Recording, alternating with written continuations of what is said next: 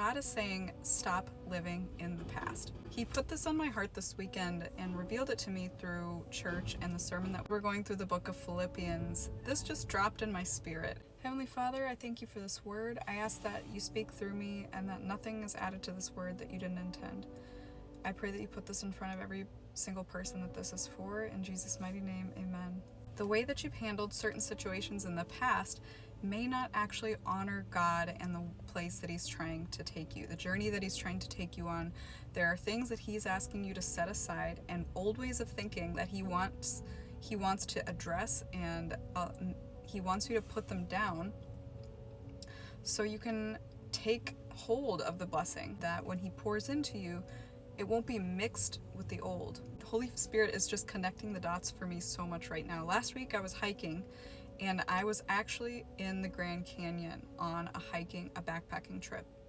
Now, this hike that my friends and we came to the end of this hike, and the whole purpose of the hike is to see where the Grand Canyon and the Supai River connect. And you're seeing bright blue, just majestic blue, sparkling water mixed with the dirty, muddy water, or the brown water from the Colorado River.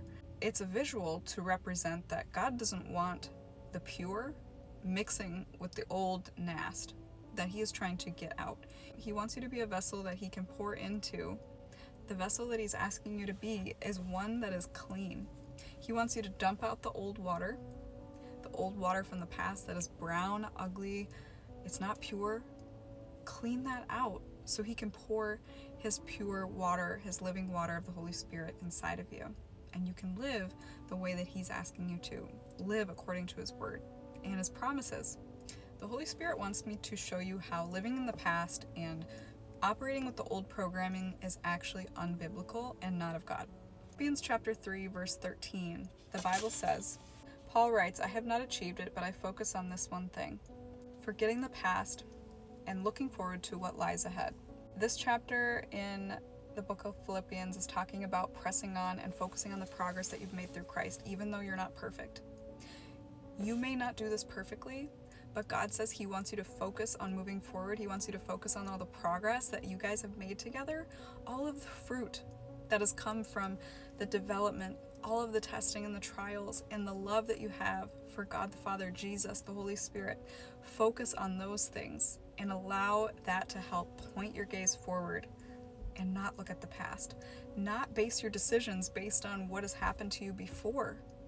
Because if you're looking in the rearview mirror and you're trying to drive on the highway, how long until you crash when you're looking in the rearview mirror? The Bible even says so much as to not even glance back.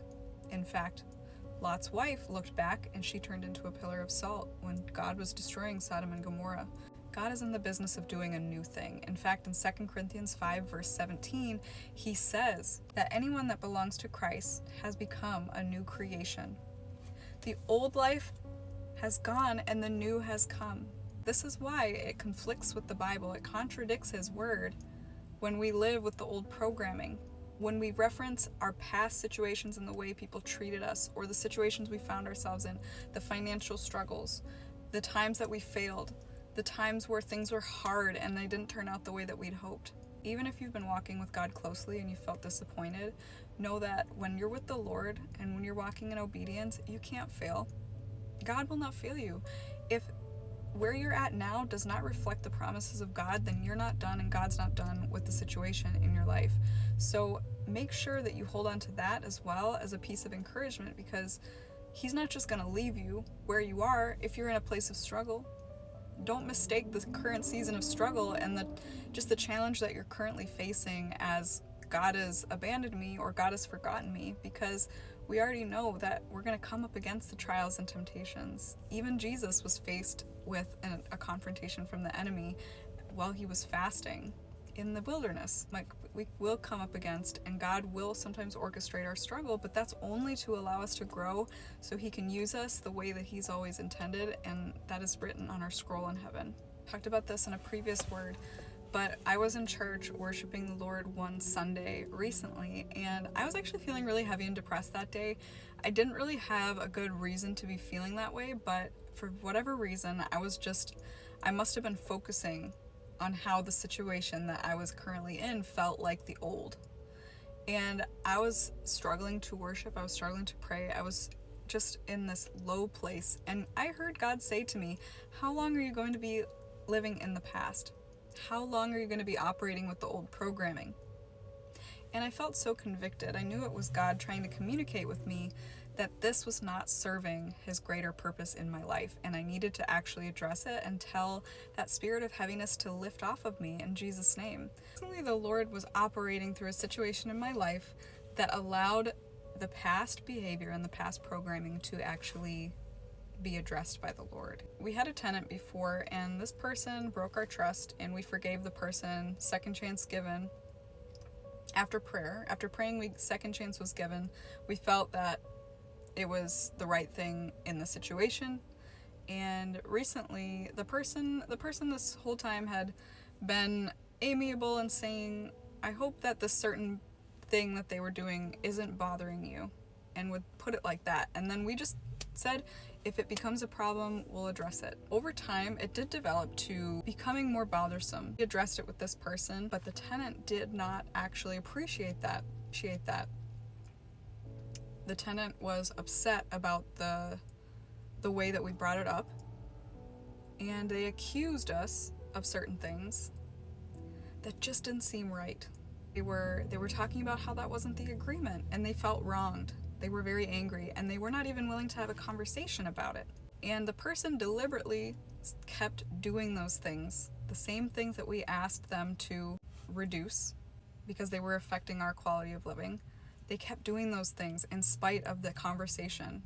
So we were being disrespected, we were being misunderstood, we were being not even able to have a conversation in a way that was respectful and would allow progress. I've lived with people, they were very close to me, and I handled these situations in a very earthly, understanding way with harsh words.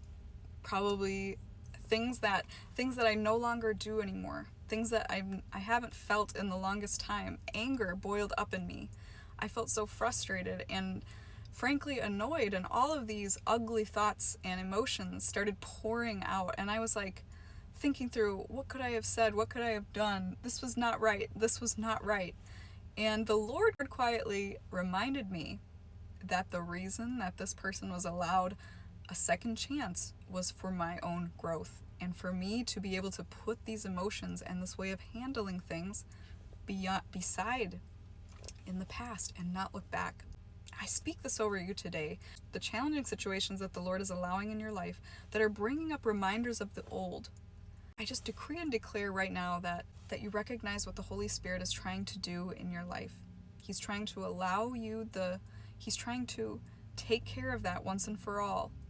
Burn up the old and not look back. You're a new creation. It's time to start acting like it, right? We need to walk and talk like we're new instead of walking and talking like the old version of us. In closing, my pastor said that the past is a terrible landlord. Holy Spirit is revealing to me now that this is so closely connected to the situation that we were in as landlord. We can't handle this situation the way that we would have in the past. We're a new creation. Father, in the name of Jesus, I pray that this word fell on your people's soil like seeds. Water them, help them to see what you want to take out of their life and live like the new creation that they are in Jesus. In Jesus' mighty name, amen. Family, book a one-on-one mentorship session if you are looking for individual help and support and you need to hear from the Lord.